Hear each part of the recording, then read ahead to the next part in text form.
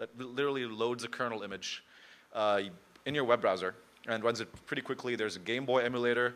Very recently, there's a BitTorrent client that does all the fancy network socketing things that BitTorrent does, and all in your browser, which I found really fascinating. And this was all done in JavaScript. So my wonderful idea was encrypted Google Docs. Why not? Encrypted Google Talk. Why not? Because you could have, I mean, why not investigate the area of encrypting things in the browser so that all of these services that everyone is using for all of their data can be encrypted by default, in the sense that the user would not even be aware that that was happening because they didn't need to be. And there was an issue also that, well, you could argue that Google and Facebook would never do this because Facebook depends on your data to make money, and that's a very valid argument. But there are a couple of services out there, such as Google Docs, and Google doesn't depend on the content of your PowerPoint presentation, but more on the volume of the PowerPoint presentations that it has. And so if you encrypt it, that actually might be okay with them because it also saves them the legal overhead.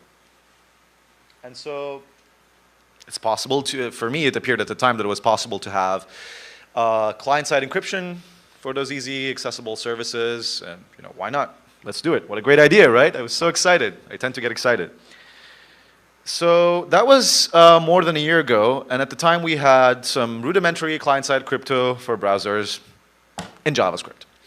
And woefully lacking in terms of quality and necessarily not in terms of numbers, because we had a lot of those things, and we still do.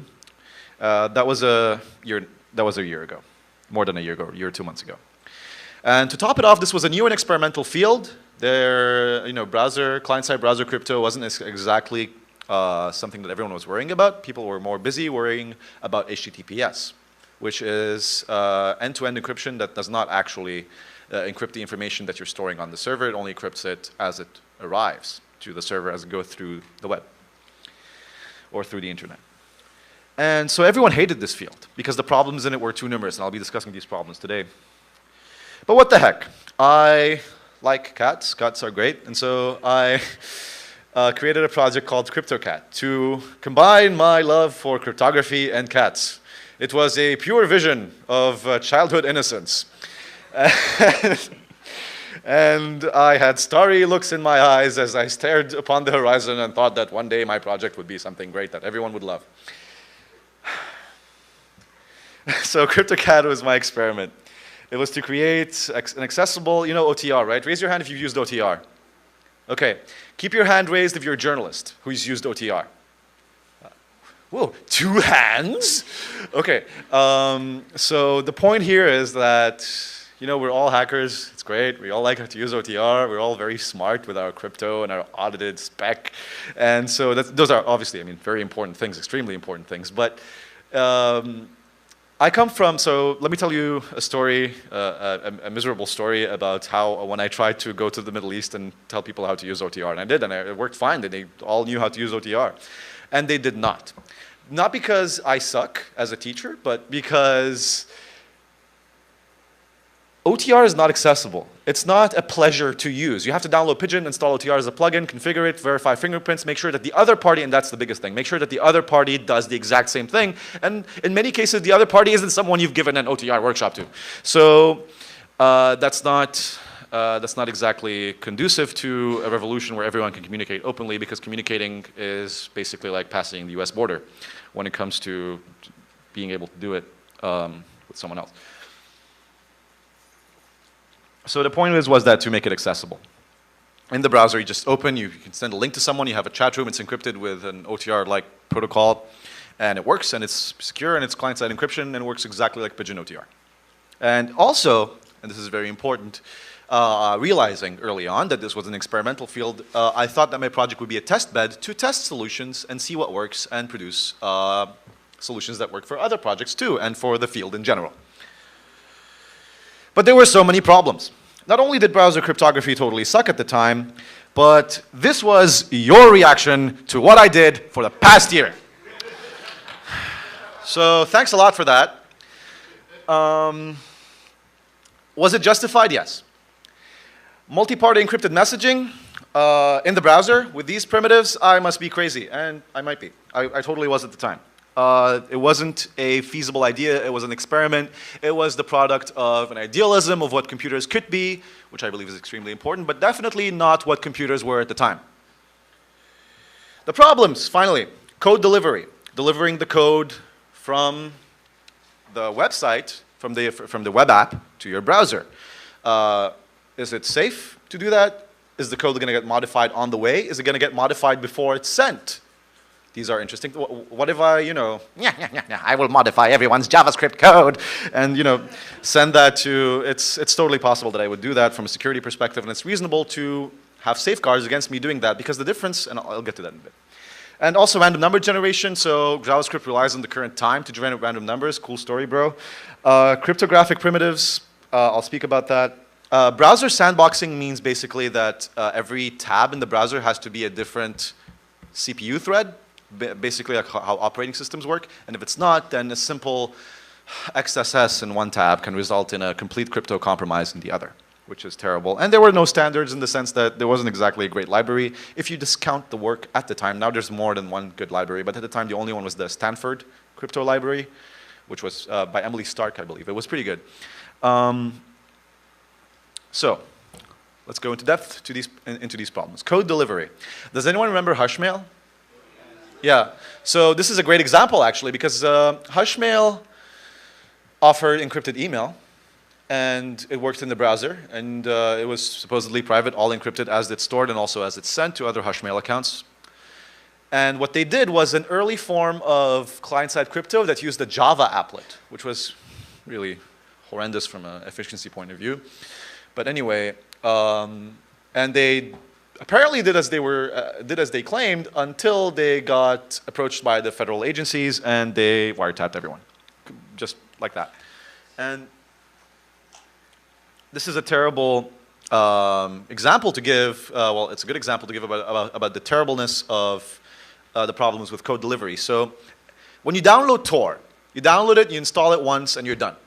When you download Pigeon, you download and install it once, and you're done. But when using a web app, you're downloading it from scratch every time you open the website. And so when you download Tor, there's only time for the code poisoning to occur when you're downloading, and then you verify the hash or whatever, and then you're fine. But you have to verify every single time you open CryptoCat or whatever, any other encrypted Google Docs, super crypto Facebook, I don't know. Whenever you download, whenever you open your encrypted dating website, you have to verify it. Another problem. Random number generation. So math.random uses the current time for seeding, and some browser crypto libraries at the time used that for randomness, which made me very eager to test the structural integrity of the nearest wall using my head. But a perfect storm was brewing, and at least from my perspective, and there were many technologies, as technologies tend to crop up, to propel this platform into something better, at least better than what it was, which, I mean, was quite terrible. So we were able to solve a lot of problems. So code delivery. Is HTTPS good enough to solve the problem of code delivery? No. Because HTTPS makes it harder for people to poison the code as it's arriving to you. But what if I do it? I mean, I could easily, and HTTPS would have no effect whatsoever. There's also problems with certificate authorities in HTTPS, so which means that random kid in Iran was capable of literally getting root certificates for half the internet, including Google. It was really scary, thanks to the Komodo hack, which happened, I believe, a year and a half ago. But Chrome, Google Chrome, and which I believe is the best browser in the world right now, had implemented local apps recently, which meant that and I believe they did this for Chrome OS, which is just so that as you can install an app in your computer, on your Mac, or on your Windows or Linux machine, you could also download and install an app in your browser and work exactly the same way. It'll be sandboxed into its own CPU thread. It'll load locally just as and so your browser handles apps the way an operating system handles apps. And obviously this ties into Chrome OS in obvious ways. And so CryptoCat became a Chrome app, and that solved the problem of code delivery, in my view, completely, because it just worked the same as Pigeon or Tor, and just as I said before, and that was a very feasible way to solve the problem. And not only did Chrome actually the advantages of local apps are actually more than what they seem to be, especially with the recent release of Manifest version 2, which prohibits certain eval statements and inline JavaScript code and makes it, really tightens security in ways that I find very creative and very effective. And I really have a lot of respect for the security work that people do at Google Chrome. Yes. So, yeah. Oh, I think I already went through this. So Chrome loads the code securely in its own thread, and we were suddenly mimicking a regular IM client very closely in terms of code delivery. Yeah, math.random. So forget about that. We implemented Bruce Schneier's random number generator, Fortuna, which is a cryptographically secure random number generator implemented in JavaScript, and there's a library for that out there. It's not particularly difficult to implement either. And so what happens is that you just use that, and it has its own, and it completely discards math.random. And then Google Chrome went and implemented their own random number generator, which actually gets its data from dev.random, which is pretty good, not too bad. Certainly, well, a lot better than math.random. And so seeding the cryptographic random number generators. Seeding means that, in computers, unless you're using quantum computers or quantum state hardware, you don't have true randomness. And so you have to give it something that's really random, some randomly produced data for it to use it to produce randomness. And we call this the seed, as I'm sure a lot of you know this. Not an issue if you're using window.crypto.getRandom, since it uses that random and it's self-seeded, and that's no problem. So Chrome and Safari are done, and Firefox soon, apparently. I hope so, Firefox devs. But for Fortuna, there's a whole bunch of things that exist in the browser that you can use for seeding a random number generator that you wouldn't think of. Keyboard input, key press, depress timings, as in the time between pressing and depressing a key, every key. Mouse movement, obviously, variable state, and window position, and so on and so forth. On mobile phones, we use the accelerometer, which literally meant that in order for your chat to be secure, you had to dance with your phone in the most unpredictable way possible. So I think I did a good job at that myself. Yeah. So aside from that, crypto primitives. We serve them within CryptoCat, obviously. I don't know why this is a slide point. AES CTR, AES in CTR mode, SHA-512, and elliptic curve, Diffie-Hellman, and DSA. So obviously, since we're doing things in JavaScript, doing things like 40, 96-bit Diffie-Hellman is a pain in the ass, and especially if you're doing RSA, because you have to generate 2 primes. But elliptic curve crypto is actually smaller, a faster, a much like 4 times to up to 15 times faster way of generating keys and public keys in the browser. And it's incredibly fast in the sense that we can generate 512-bit keys, which is a very high number of bits for elliptic curve, in the browser in, I believe, less than 3 seconds. So that's really, I mean, it makes it so that these complex crypto operations work in the browser as if you're, I mean, at the same speed and efficiency as if you're working on a desktop client. Actually, it's faster than the OTR key generation process, even though the OTR key generation process, only in terms of the public key generation process, not the rest of OTR, because that's another story. But specifically the Diffie-Hellman key generation process, ours, even though it's safer, is actually faster, and even though it's being done in the browser. What about the protocol? So we didn't handle this as well as we could have. Our protocol, we rolled our own, but it's specified and it's somewhat peer-reviewed by some respected people. But we still rolled our own, and we could have went with implementing OTR. And that would have been helpful because we'd have an OTR library in JavaScript so that everyone else could implement OTR. But why we didn't do that, because OTR was not, at the time I was focusing on more features, and so I wanted multi-party chat, I wanted image sharing and file sharing and all those things, and private messaging, et cetera, and OTR didn't have that. OTR was just conversations between 2 people, nothing else. And so that's why we implemented our own. But something very special is coming up, MPOTR, and I'll be talking about that soon. It's gonna be awesome.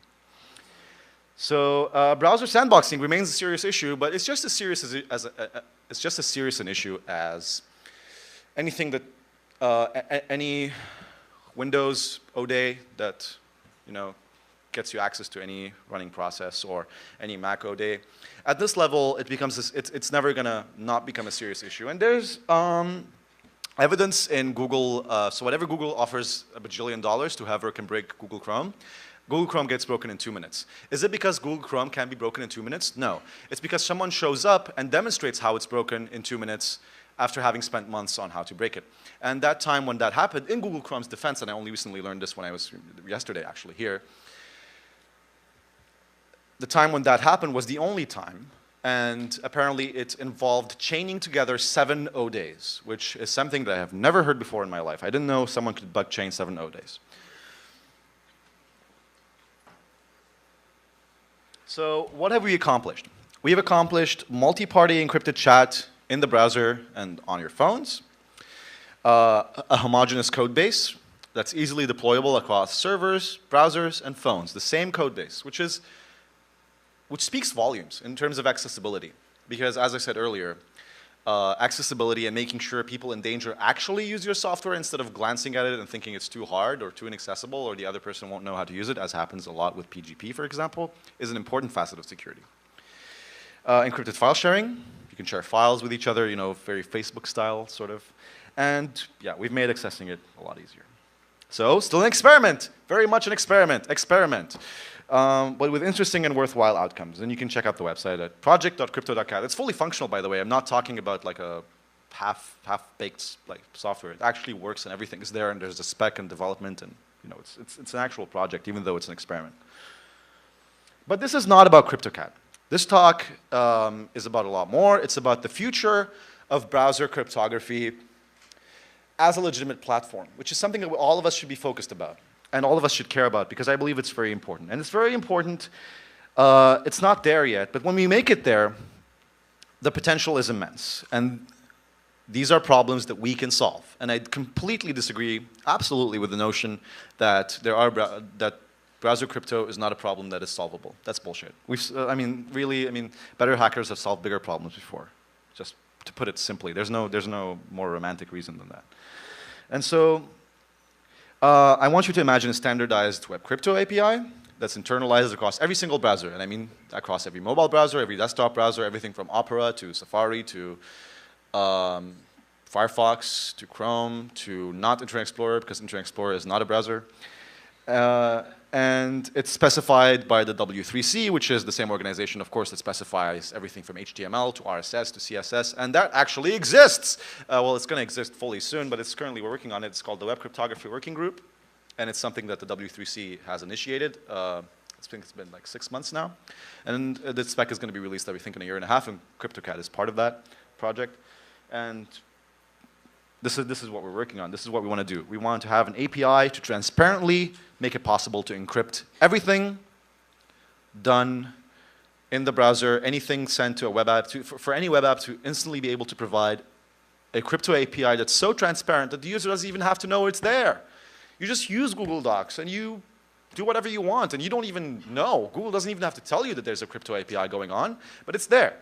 And that, I believe, is an amazing foot in the door for web privacy from a computer science perspective, for achieving web privacy from a practical mathematical perspective, which is just as important as advocating for it politically and you know, any other means you think are effective. What's at stake is, of course, there's other collateral security benefits for security that I really can't imagine a few right now, but I'm sure they're there. And yeah, the transparent data privacy potential can be wrapped around the malleability and the flexibility and the creativeness of the web app platform. And this is something that more and more people are trusting with their data every day. And it's a very important field, therefore, to focus on. Things to implement inside this API include block ciphers, public key systems, hashes, and also, this is very important, I haven't mentioned this before, protected key space in browser, so that when you get an XSS in your web app, it can't immediately be used to disclose your private key. That means that you implement protected variables in JavaScript that can only be accessed in restricted ways, so that your private key isn't treated as like the same variable as your window size or any other. Just, it's given a lot more security, and this is something that no browser has at the moment, which I believe would be very useful in implementing an API like this. And of course, this API, I believe, has to be fully OpenSSL compatible, as in the cipher output of it has to be parsable via OpenSSL, because I believe that we can use this sort of format as a standard for interoperability with other APIs and crypto platforms. So, CryptoCat 2, that's what I'm working on right now. It's the new, CryptoCat 2, the sequel, CryptoCat 2, the drones strike back, so it's an XMPP client in the browser.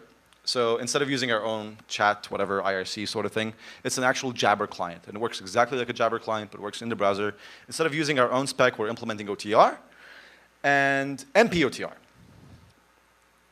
So MPOTR means multi-party OTR, and it's the future of encrypted web chatting, in my opinion, and I believe it should be your opinion as well, because what it's going to do is that it's going to make it possible to have conversations with more than 2 people at once across the board. It's going to make group chats encrypted, and it's going to make them and with CryptoCat hopefully, and if browser crypto becomes a viable platform, then we will be able to offer group conversations to people via the browsers, via a web app, and it'll be very easy for them to actually access this new standard, which will not only offer group chat, but will also offer encrypted file sharing, which I believe, why not? Why not? Why not? It's really easy, actually. All you have to do, I can explain to you how it works right now. You just convert the file to a base64 data URL, and you send it as a message. It's really done. It's a 2-line function. And private messaging, why not? Also, we can improve on the primitives that OTR currently uses, which are, it's not to say that they're completely dated, but it's that they could be improved upon. Instead of SHA-1, we could use SHA-512. Instead of 1536-bit Diffie-Hellman, we could use elliptic curve Diffie-Hellman. Why not? This is our, if we're going to implement our new protocol, it hasn't been implemented yet, we should be the first to do it. We should make it as recent and as flexible as possible. Whoops. So come help us write the spec. Why not? Come. It's on GitHub. I opened an issue. The spec is half written, and we have code contributed to the project that actually is a functional. We have the code. We've implemented enough to be able to have a functional MPOTR chat, and I have had an MPOTR chat in my browser working fully. It's not to say that it's completely efficient. It takes like the initialization shutdown sequence is a bit convoluted, so we might need to work on that. But yeah, GitHub, woo, come help us work on that. So practicality is important, and we can't rely on PGP. Just to summarize the important things that I want to drive into your heads, and we can't deny that the web is a major battlefront that we need to populate with accessible crypto. And this is why I'm working with the Guardian project on introducing AWESOME, which is Always Secure Messaging, or the acronym that Nathan Freitas came up with. It's a coalition between the Guardian project, which offers encrypted instant messaging applications for Android, ChatSecure, which offers encrypted instant messaging for iPhone, and CryptoCat. And so we're basically going to have a criteria of evaluating other apps into our standard, which is, are they awesome or not awesome? Very simple criteria.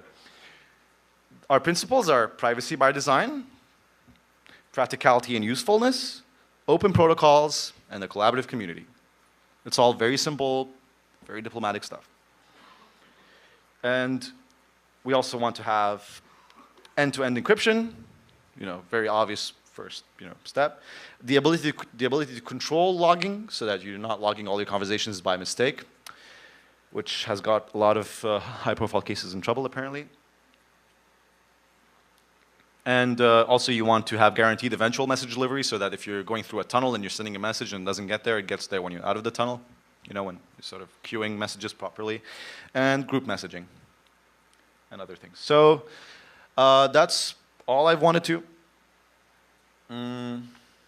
Oh, well, that's cool. So that's all I wanted to talk to you about today. And I really hope that you will agree with me that this is an experimental platform. And this is not something that's been easy to research for the past year because I've had to come up with solutions to difficult problems. But I believe it's worth it when you can actually go to the Middle East for once and show something to people that they will enjoy using because it's user-friendly, because it is blue, it has a cat, color scheme, audio notifications, desktop notifications, because that is an important part of security as well. It's not just auditing your software, making sure you're using awesome crypto. It's also realizing the fact that here, North America and Europe, we are exporters of cryptography, or at least you are. I'm from the Middle East, but exporters of cryptography software. And the other part of the world is importing this software, and they are not surrounded by the same community of people that develop it. So to them, this is a strange product from another continent. And you can tell them that it's safe to use, but you also need to convince them that this can fit into their life. Because it fits into our lives, or, well, I guess I'm like sort of dual cultured by now, I don't know. It fits into the North American and European life because these are the cultures that produce this software. But we need to make it fit into those lives as well. And we need to get a foot in the door in the malleability and flexibility of the web app platform, because that's a very important thing to do. So if you have any questions, and I hope you do, because, I mean, honestly, I get flooded with flaming all the time, and so this is your chance to do it in real life. Go ahead. Okay, cool. Yes? So I'm curious how these multi-party chats, how the key exchange is working, and how do you do the authentication? Do you have long-term or X509 to prove identity? Okay, so the question was, you're curious that how in multi-party chats we're doing key agreement? Yeah, key agreement and key exchange. Okay, key agreement and key exchange. So, and authentication. Okay. So are you curious about the protocol we have in place right now, or the future MPOTR protocol? Probably a little bit of both. Okay, very well. So the protocol we have in place right now is actually very simple, to the point where the simplicity might be a weakness, in fact, in the sense that we just generate keys. So every user generates a key pair, keeps the private key, and sends the public key to the server. And then the server is responsible of exchanging that key to everyone else. So whenever you join a room, you get a list of public keys for everyone. And then you can verify those keys using a very OTR-like fingerprint, and then you're done. So in terms of whether there's ephemeral keys right now, all keys are ephemeral. There are no permanent keys. So every time you use CryptoCat, your fingerprint changes because you're generating a new key. And this was done as a quick way to achieve forward secrecy, and also because we weren't particularly interested in looking at permanent storage for storing private keys at the time, because we weren't sure it was a good idea, to be honest. In terms of MPOTR, MPOTR specifies a group key exchange, which I can't remember the specifics of at the moment, I'm sorry. But the keys are authenticated also using DSA. And also at the end of the chat, when someone exits a chat from MPOTR, his key is published, and then the publication of his key is denied. Sorry, it's verified by everyone else so as not to be accepted again. And that is what provides deniability in MPOTR. Also in OTR, it's a very similar mechanism. Any other questions? Yes, please.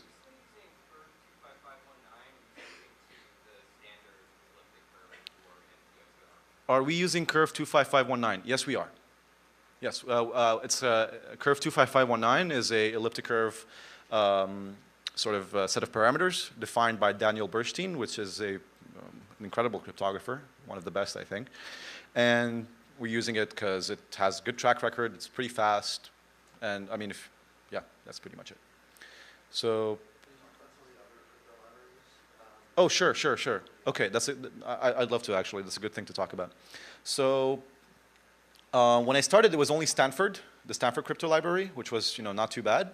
Now, I've never used that. I actually use a different library called CryptoJS, which is developed and very well maintained by Jeff Mott and a bunch of other volunteers. It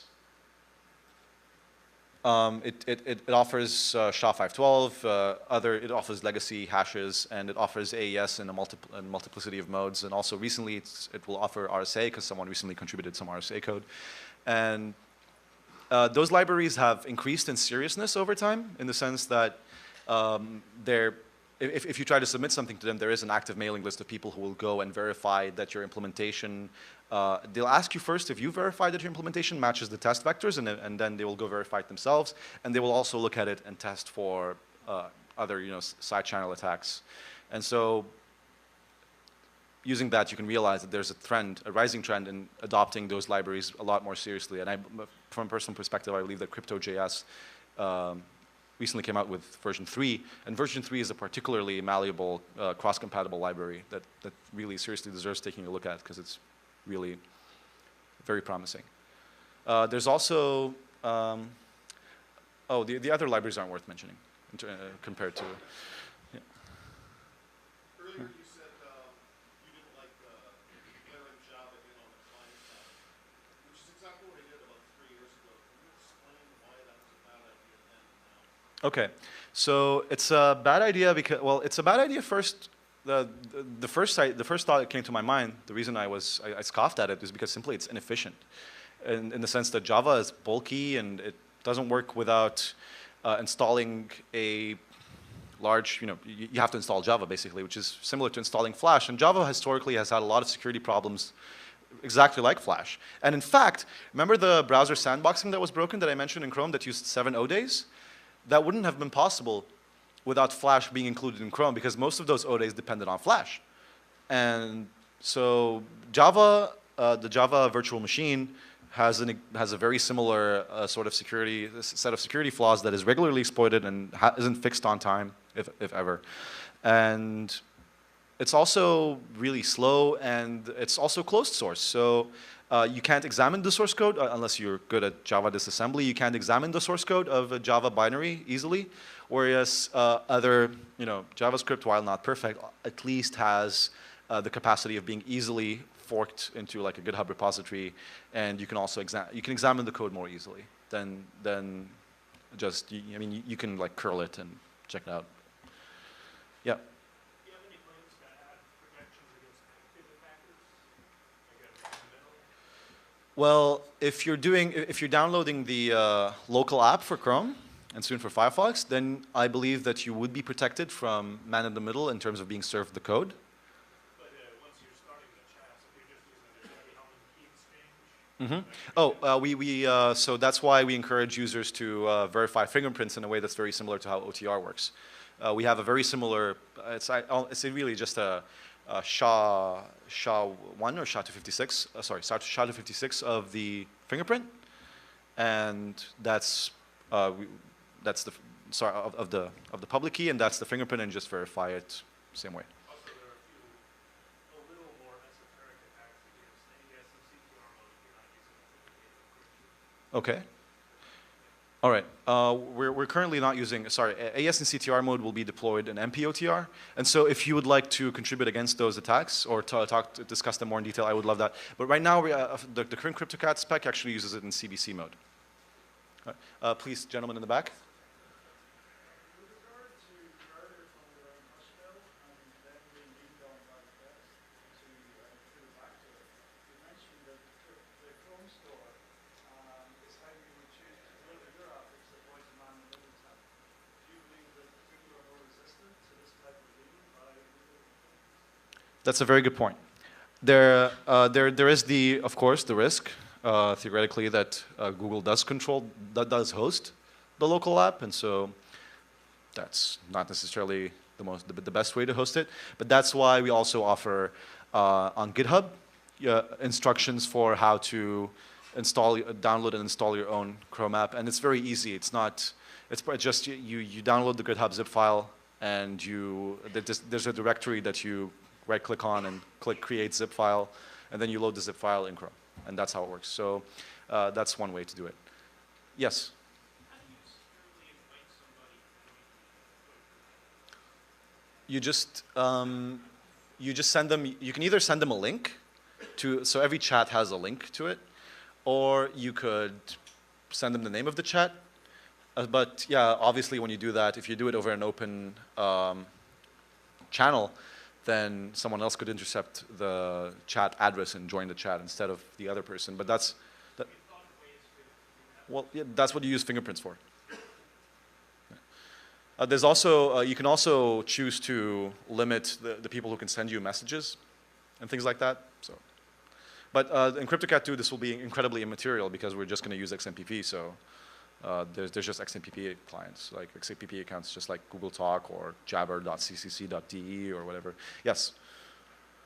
Speaking of the XMPP implementation in the next version of CryptoCat, doesn't that sort of remove the anonymization of identity? Because right now it's various names of animals that are automatically generated. Yes. But in the future, we'll be able to see that person A is talking to person B. Okay. Will there still be an option to hyper identity by just using a predefined time? Okay.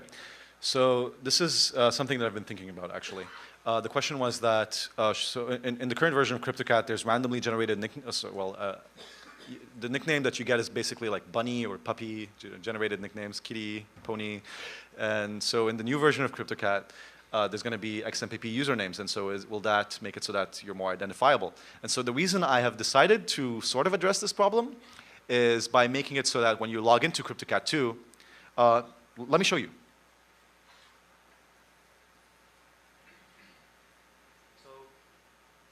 This is the CryptoCat 2 login screen.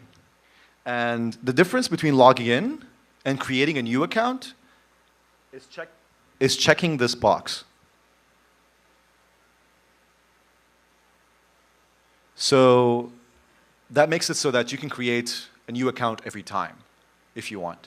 So by making the difference, by making the barrier between using your old account and creating a new one very small, very transparent like this, just check this box, you are making it less easy to identify people because heck, I can just choose to create a new account every single time. Why not? Accounts will expire, I think, when we launch this, like on the default CryptoCat server. You can log into CryptoCat 2 with your GTalk account, by the way. You're going to be able to log in with any account you want. You're going to be able to use CryptoCat 2 to talk to someone using OTR on Pigeon using the Google Talk account from your CryptoCat account. So there's going to be a lot of interesting things like that. Yes?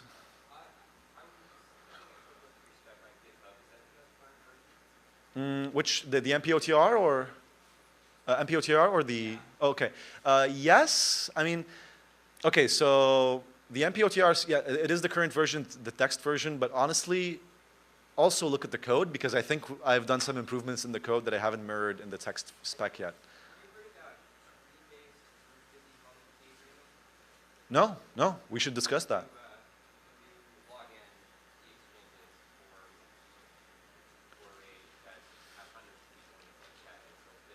Oh, but the thing with MPOTR is that the key agreement, the key exchange is already specified in Ian Goldberg's paper.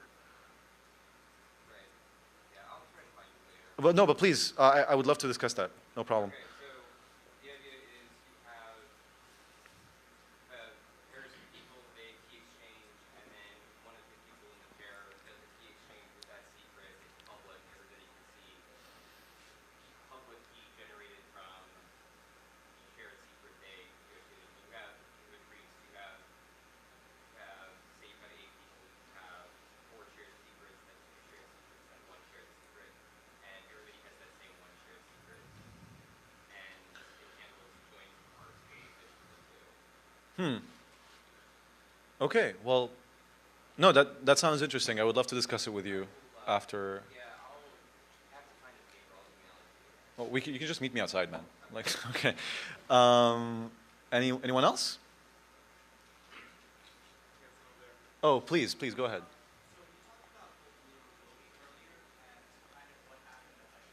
Okay.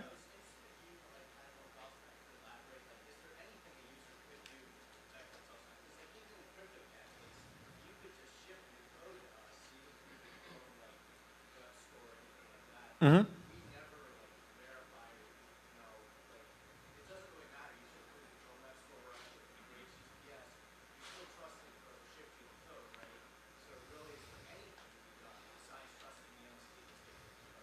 Okay, so the question that was raised is that however you deliver CryptoCat or any web app, even if you have a local app, you're still trusting it to a certain degree, and how can you get past that?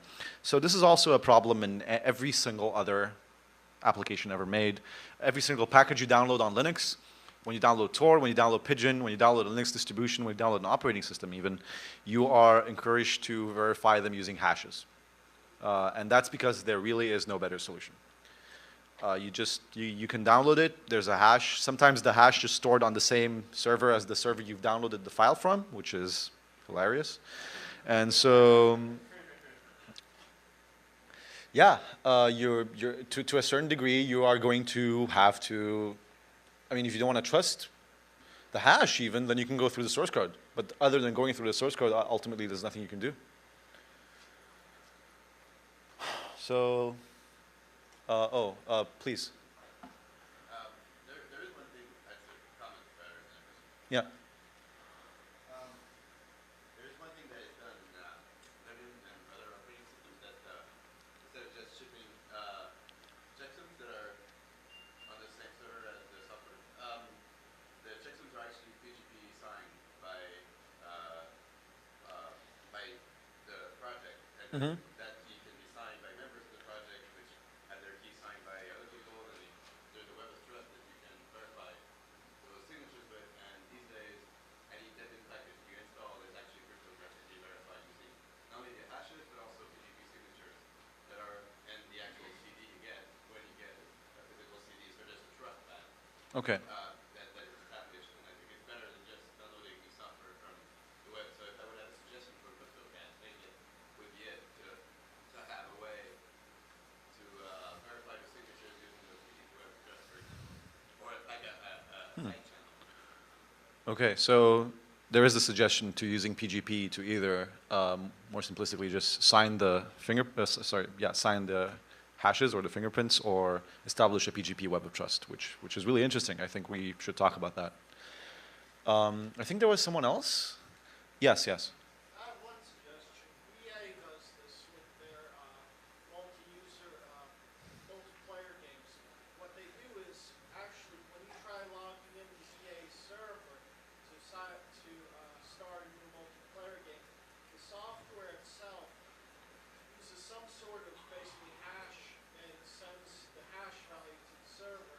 And if you modify the exe, you get kicked out by the EA server. Oh, well, you can't. I don't know if you can trust the server to verify the clients, because the server, might maliciously. Oh, no, I'm not saying that, but maybe it would be good to post a display, an alert box, basically, on the client. Look, we know something's amiss here. Oh, well, that could easily be removed from the client too. Oh, I know, but it's something that maybe will be put in by a text message and so on. Well, you have to assume that any part of the code base can be compromised. Sadly. One more hoop. Okay. All right. Wait. I'm pretty sure someone here had their hand raised. Yeah. So you talk a lot about different aspects of having end-to-end encryption, making this like very good thing to use. Is the current version good enough? I mean, like, does the current version of CryptoCat actually give benefit to people who are trying to use this in situations where they The current version. Is the current version of CryptoCat good enough to be used in people in dangerous situations? People in Iran against the Iranian regime right now, I am not sure. I'm not sure at all. If it's, I mean, heck, we could do some field testing and find out, but I am not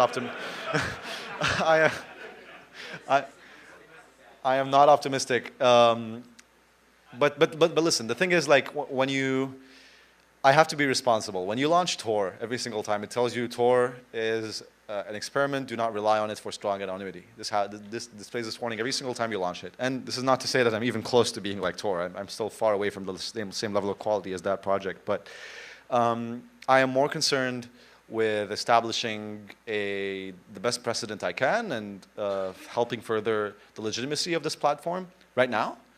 And also providing a product that can be used maybe for organizing small political events, whatever, but CryptoCat as it is right now, I would not depend on it for my life, simply because this is a huge claim to make that I don't believe any respectable product ever makes in the security community, and no one ever should, because we are supposed to be scientists, and we are supposed to always assume the worst, and always, work towards making it better, pragmatically, without making tall claims, and without vouching for something unless we have been on the ground and we have tested it ourselves and we have seen it work.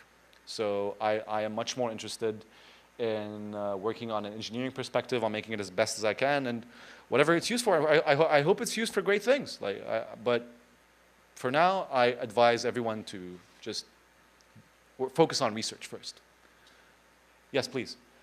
Yeah, do you have anything built in or planned for resistance against traffic analysis, or perhaps even just an integration with Tor? So we have a policy in our architecture and lifecycle document that every single version of CryptoCat ever released has to be tested to be compatible with Tor first.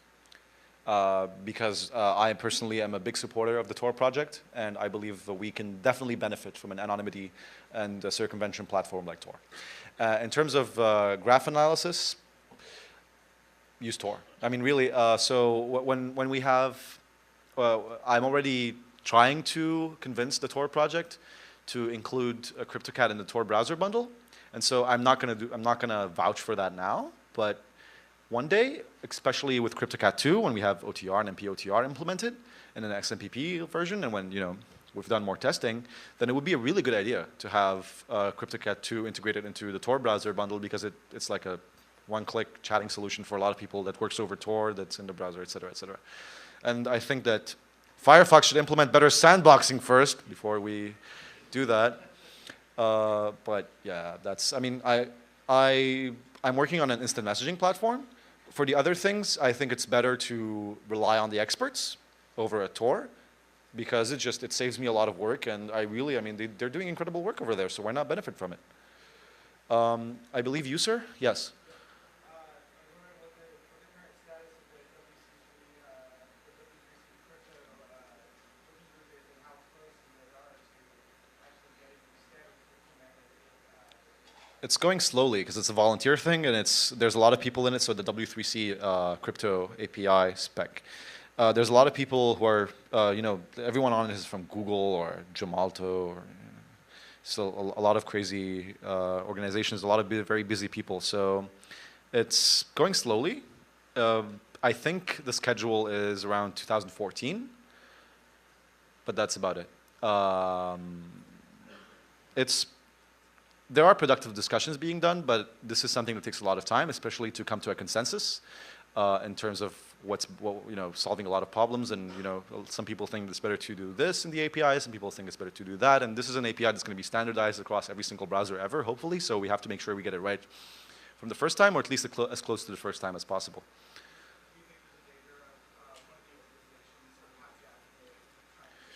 So this is me speaking personally, but I was concerned that there might be that this sort of effort might be used to. I was concerned that some people were inside this effort, or some people would be interested in this effort to use it towards implementing DRM in the browser, which is, and this becomes then a completely purely political issue. But at that point, I think that when implementing an API, you should focus on the science and on making on being objective and just focusing on engineering, because all of us have, a lot of us have, I have political goals out of this API, and so maybe some people won't agree with me, but that doesn't mean they shouldn't work with me on making it happen. So, anyone else? Do we have time even? Oh, it's okay. We have like 8 minutes, so. Oh, or we're done. Well, it's been very nice talking to you all. I've been meaning to come to Hope ever since I was 16, actually. And so this is my first time here, and I really appreciate talking to you. So thank you very much.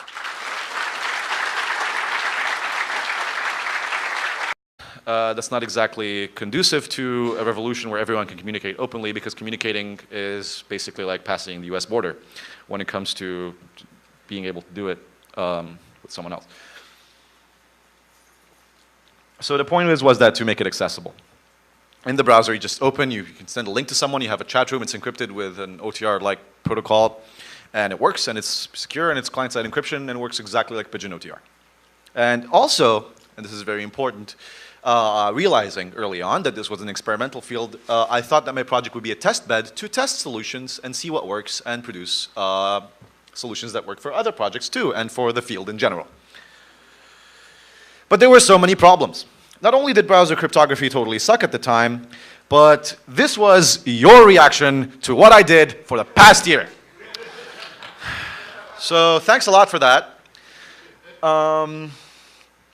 Was it justified? Yes.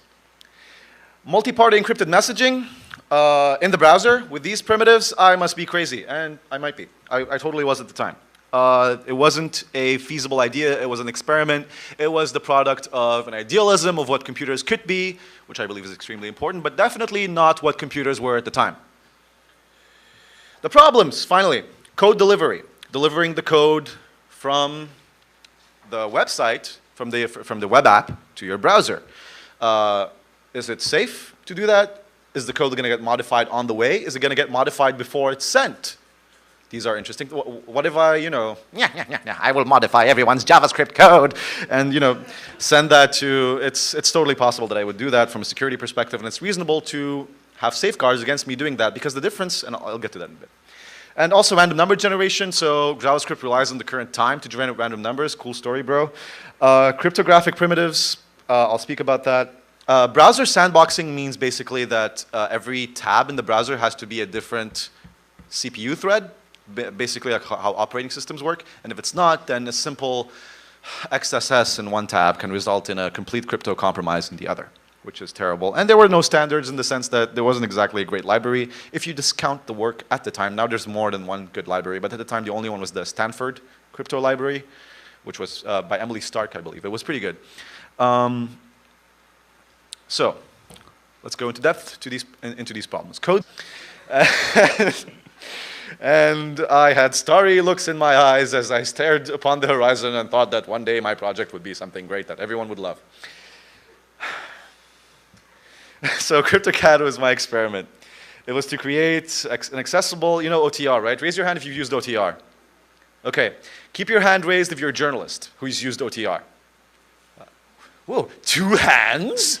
Okay, so the point here is that, we're all hackers, it's great, we all like to use OTR, we're all very smart with our crypto and our audited spec. And so those are obviously, very important things, extremely important things. But I come from, so let me tell you a story, a miserable story about how when I tried to go to the Middle East and tell people how to use OTR, and I did, and it worked fine, they all knew how to use OTR. And they did not. Not because I suck as a teacher, but because OTR is not accessible. It's not a pleasure to use. You have to download Pigeon, install OTR as a plugin, configure it, verify fingerprints, make sure that the other party, and that's the biggest thing, make sure that the other party does the exact same thing. And in many cases, the other party isn't someone you've given an OTR workshop to. So that's not client-side encryption for those easy, accessible services. And why not? Let's do it. What a great idea, right? I was so excited. I tend to get excited. So that was more than a year ago, and at the time we had some rudimentary client-side crypto for browsers in JavaScript, and woefully lacking in terms of quality and necessarily not in terms of numbers, because we had a lot of those things, and we still do. That was a year ago, more than a year ago, a year or 2 months ago. And to top it off, this was a new and experimental field. Client-side browser crypto wasn't exactly something that everyone was worrying about. People were more busy worrying about HTTPS, which is end-to-end encryption that does not actually encrypt the information that you're storing on the server. It only encrypts it as it arrives to the server as it goes through the web or through the internet. And so everyone hated this field because the problems in it were too numerous, and I'll be discussing these problems today. But what the heck? I like cats. Cats are great. And so I created a project called CryptoCat to combine my love for cryptography and cats. It was a pure vision of childhood innocence that literally loads a kernel image in your web browser and runs it pretty quickly. There's a Game Boy emulator. Very recently, there's a BitTorrent client that does all the fancy network socketing things that BitTorrent does, and all in your browser. which I found really fascinating. And this was all done in JavaScript. So my wonderful idea was encrypted Google Docs. Why not? Encrypted Google Talk. Why not? Because you could have, I mean, why not investigate the area of encrypting things in the browser so that all of these services that everyone is using for all of their data can be encrypted by default, in the sense that the user would not even be aware that that was happening because they didn't need to be. And there was an issue also that, well, you could argue that Google and Facebook would never do this because Facebook depends on your data to make money, and that's a very valid argument. But there are a couple of services out there, such as Google Docs, and Google doesn't depend on the content of your PowerPoint presentation, but more on the volume of the PowerPoint presentations that it has. And so if you encrypt it, that actually might be okay with them because it also saves them the legal overhead. And so it's possible to, for me, it appeared at the time that it was possible to have